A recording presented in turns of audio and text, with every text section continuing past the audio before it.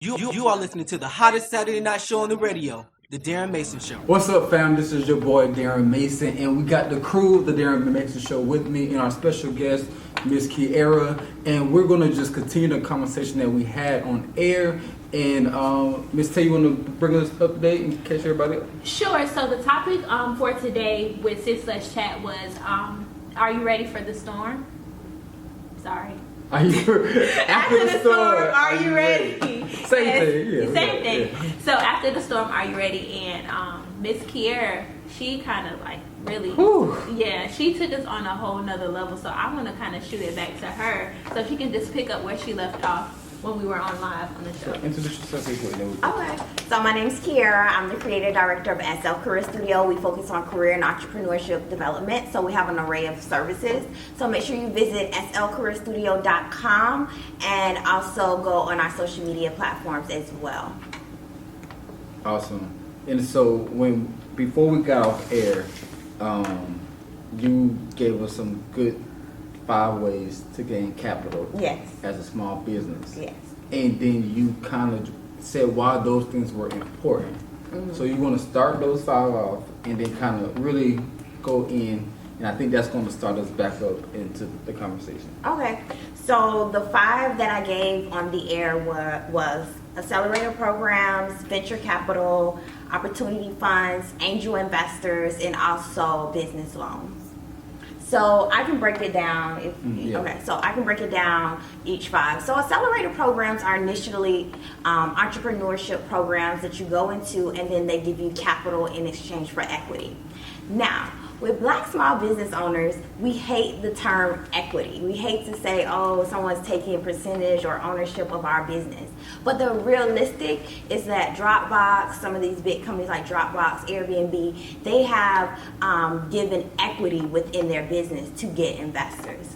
So the great example that I like to use is Airbnb. So Airbnb went through an accelerator program called Y Combinator, and I also graduated from that program last year. And Y Combinator gave Airbnb $75,000 in exchange for equity in their business. Now Airbnb is a $1 billion company. So you want to be able to go into these programs, get the education that you need to grow your business, and then also get the money that you need as well. The second one is venture capital.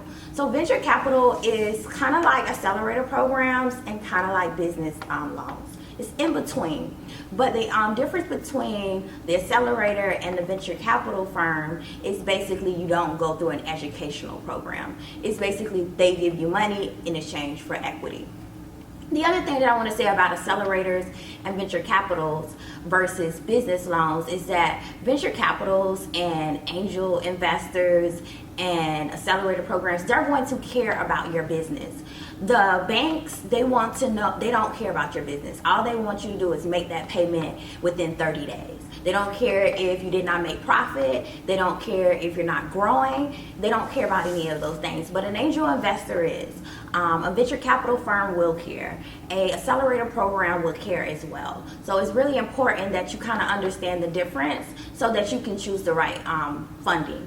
And then opportunity funds are basically any companies or someone that wants to start a business in a opportunity zone. So that's kind of like a whole nother conversation. But you would have to be in an opportunity zone to take advantage of opportunity funds. And opportunity zones is low income communities, economically distressed communities. Wow. And so the importance and what we were discussing on air is that that you have to be ready. Mm-hmm. And then you have to get ready, because if somebody comes with an investor and we're ready to invest in your company, and you had a good point saying that if you don't have your business plan, you don't have all the structure, you don't have all this stuff, then you're not ready for what is about to happen or what is needed to happen. And so that's, to me, that's key, because we talked about before on the show about praying and being consistent with God and all this different stuff, and the time that He has given you to prepare, we don't. Right. We complain. Right. wonder. We just sit in that same conversation in our heads over and over again. We allow the voice of others and ourselves become more powerful than the voice of God, of those instructions of what He gave us. And so, say you go to an event and you meet somebody, you ain't even in that mindset about business because you're so worried about the insecurity that we face. And so, you know, I did appreciate that of you really saying, you know, you need to, you know what I'm saying, get prepared, get ready, study, and your grind. Yeah. So I want to talk about a lot about what you just said as far as we let other people's fears tap into our what we believe that we're capable of doing. Yeah. A lot of times, especially in the Black community, is that it might be your parents, it might be your siblings, it might be, you know, your grandparents, it might be your cousins, it might be a friend that you grew up and you've known for 15, 20 years. And you cannot let their fears predict your future. Wow. And I shouldn't say your future. I should say you should not let their fears predict the future that God has for you. Wow. Yes. And I talk a lot about your actions, and I actually make this, I say this prayer: God, let my actions align with the purpose you set upon my life. Because you might be thinking you're supposed to be doing this, and God got this whole nother plan for you. So you really have to understand spiritually who you are when you take upon any type of goal or career, so that you can understand, okay, I'm going to do this because this is what God wants me to do. I did not grow up thinking I was going to be a business advisor, or I was going to own SL Career Studio and I was going to help other Black. I didn't even know I was going to be a business owner. I had a dream to go to college and go work for Gucci or Chanel or Fendi. And not to be sitting on a podcast or sitting on the radio telling people, hey, you know, God has another purpose for you, and you have to be intentional when you're doing anything. All your actions have to align with what God's purpose is. And if you don't know your purpose, because a lot of people say, I don't know my purpose, I don't know what I'm supposed to do in life. What I recommend is downloading some of the, I think it's called, sorry, look at my phone while we're on the air, but I have the Bible app, U version. Yes, the plan. And the plans. Yes, and there's a particular plan that I'm going to have to look for. That talks about, it's called Know Your Why, Finding the Fulfillment of Your Call. That's one of the plans that I read that really kind of helped me find, you know, basically confirm my purpose. Because a lot of times we know things, but we need confirmation or we need reassurance. And you're not going to get that all the time from your family or your friends or the coworkers you work around. So you have to just be definitely mindful and grounded with God and have faith, because that's the biggest thing with a lot of us, is that we don't have as much faith as we think we do. We say, oh yeah, I got faith, but I ain't leaving my job because I need this 9 to 5. That security. I need the security. Yeah. That's true. That's But real. I got faith though. Right. But I'm not leaving. But at some point, when do you leave your job? You know, I have that conversation with my clients that's part-time entrepreneurs. When are you going to leave your job? I mean, you're making sales every day. You can't have no faith. Right. You know, if you're making sales every day, and even if you're not making sales every day, you have to get to a point where you say, okay, I did what I needed to do. It's my time to go. Right. And for me, I worked at Fendi. And I just saved my money. And then when Fendi did layoffs, I was like, I'm not going to work for nobody else. I had an offer. I had a job. They had gave me the amount of money that I wanted. I had negotiated, and I had the perfect offer to work at Burberry. And I told them no. It's like, I'm not going to take it. And at that moment, I was like, okay, I'm going to survive off of my savings. And that's what I did. For a year, I survived off of my savings. The first year, SL Career Studio didn't make money. And most times when you start a business, your first year, you're not going to make money. And we didn't start making money until our second year. And I literally just survived off of my savings. I said, I'm not going to nobody's job. And if I do, I'm probably going to be there for a week. I would be there for a week or a month, you know, and then I'm gone. You know, I didn't commit to anyone else's dream. I committed to my dream. Right. I committed to the dream that God designed for me. And I think that that's really important, that you know, that you understand your purpose, and you're not gonna go to sleep and wake up and understand it. You have to have that conversation with God. And even I say this too, I have this prayer or even and this saying on social media, even in the midst of chaos, be peace. You might be living in chaos, but you have to be peaceful. You have to have that conversation with God, even in the midst of chaos. Right. When you have and chaos might mean negative comments. That's chaos, because that stuff plays in your brain all day, every day. But you have to separate those negative comments from the positivity. Right. And you have to have that conversation with God. Who am I? What am I supposed to do? What am I meant to do? And I think that that's really important, that you, and then once you have that conversation in God, and when you're really quiet, stillness, and I read this book, I'm a big reader too. I think someone's last week. I'm a big reader. I read Oprah's book, What I Know for Sure, one of my favorite books of all times. And in the book, she talks about stillness, what it means to be just sit in silence. And when you really observe and obtain stillness, you can really hear God speaking to you. Like, you can literally hear God telling you what to do next, what's next. So I think it's really important to build that relationship with God, because if you don't have that relationship with God, you're not going to be able to take that leap of faith. At all. Yeah. And I can't even experience, you like you said, like, when you know your time is up at a place, but you don't take that time because you're so hesitant and you're so scared. And I had to learn the hard way. Like, God was like, oh, you think you finna be here, but no, I'm gonna remove you. And just because you were disobedient to me, now you're gonna be you're gonna have, like you said, that silent time where nothing, you're gonna be going through the storm because I'm teaching you a lesson. So that's, like you said, that's very, very important. And I'm at a wow, because even as an entrepreneur, especially for African Americans, most are afraid to start businesses because, like you said, in that first year, you're not making no money. And so I want to ask you, like, what's some advice? Yeah, we're not making no money, so do we still have our job within that first year, like our part-time job? Like, what do we do? Give us some advice. Like I said, for me, I saved my money. But when I saved up my money, I'm a real realistic person, so when I looked at my bank account, you can't quit a job and still get your nails done, and still get your lashes done, and still go buy a purse and go, you know, chill at your friends' houses every day and just run up your gas bill. Like, you can't do all this stuff. You can't eat out every day. I remember one time when I worked at Prada, I looked at my bank statement and I spent like $3,000 on fast food in 1 month.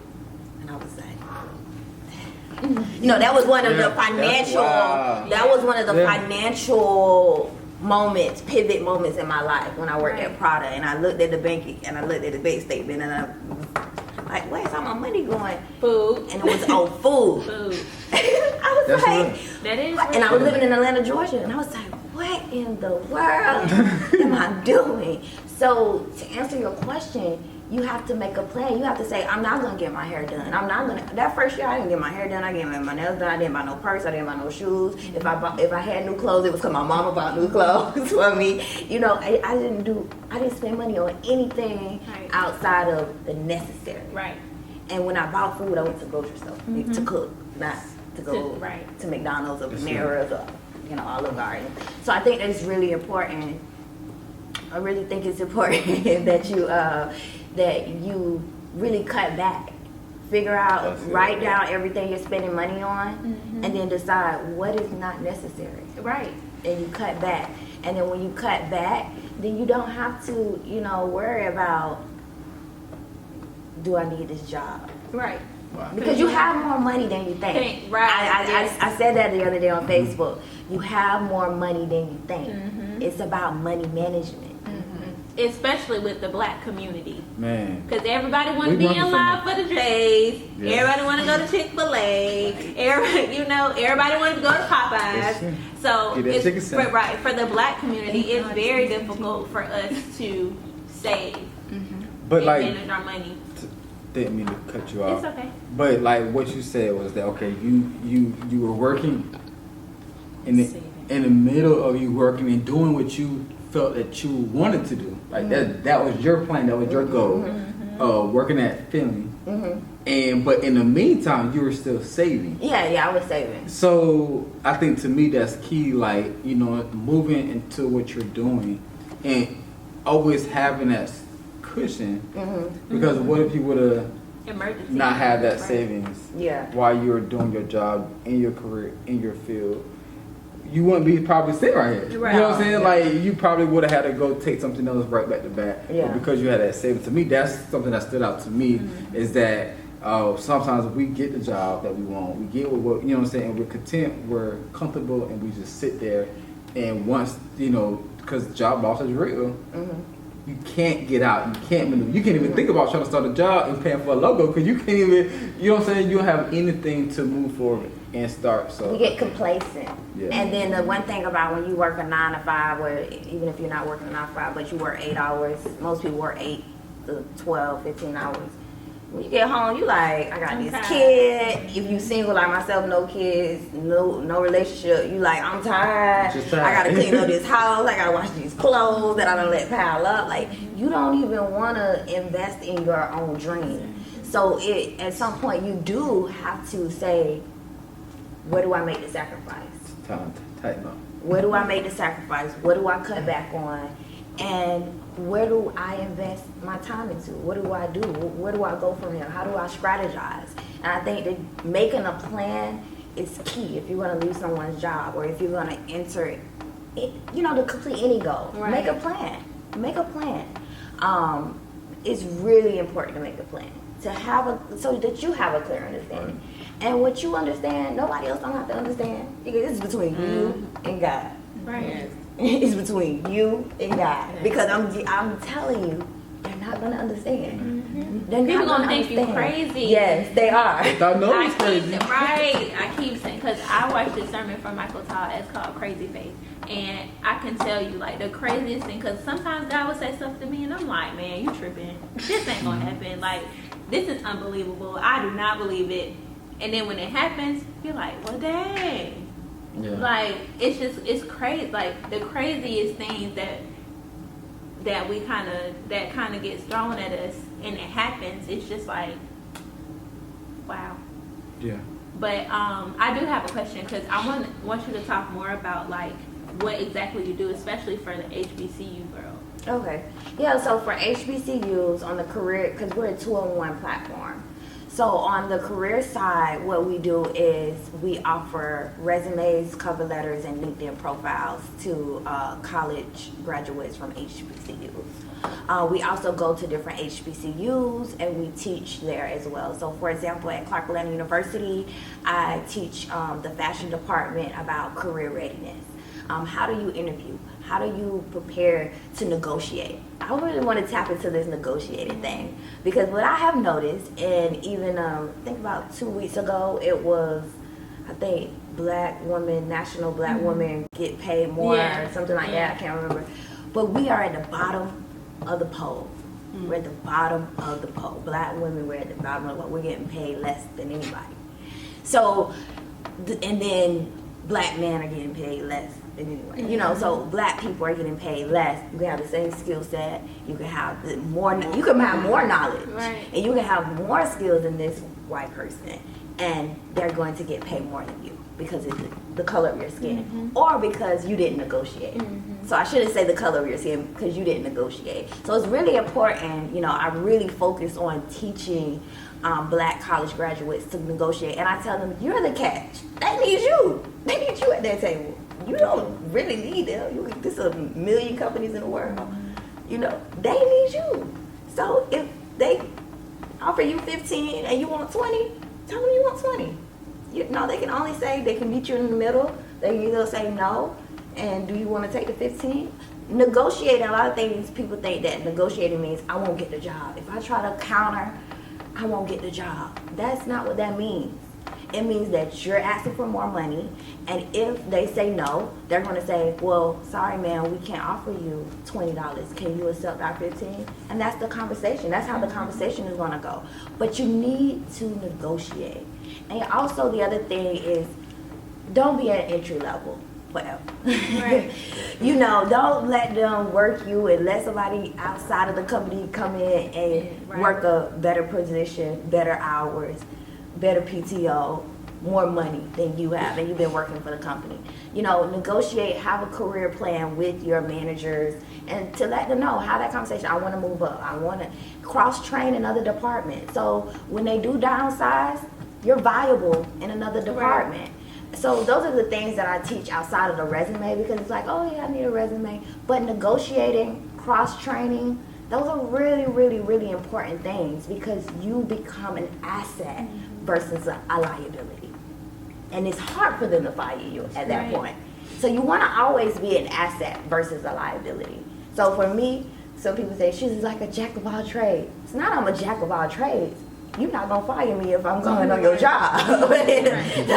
I'm just trying to keep my job. Yeah. So that's really important that our HBCU and our millennial black millennials know that they need to cross train, and that they need to negotiate when they're sitting at the table and not just take any offer. The other thing that I taught this year, it was this year, in the spring at Clark Atlanta University, I taught entrepreneurship. This was my first year teaching entrepreneurship. I've been teaching at Clark for 3 years.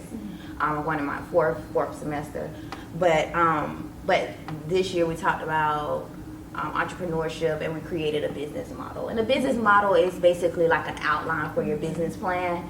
But they sit in class and they're like, no one's never, helped us think about, okay, we always talk about getting a career, but we never had a conversation about how do we start our own business. Right. So having those conversations early, and I teach the professors, if I could come in at the freshman level and groom them versus when they're in the senior level and they're already, stuck in their ways, Right. they already thinking, I'm going to just go work at this Corp 500 Fortune company and that's going to be it. You have to groom early. The earlier, the better. So yeah. And I love HBCUs. Awesome. But shout out to Clark Atlanta University. Shout out to the young kids, man. All right. Well, I think that we're good. If anybody on live, Any because we are questions? live, have questions on any of our lives that we have going on, please feel free to drop them in the comment section.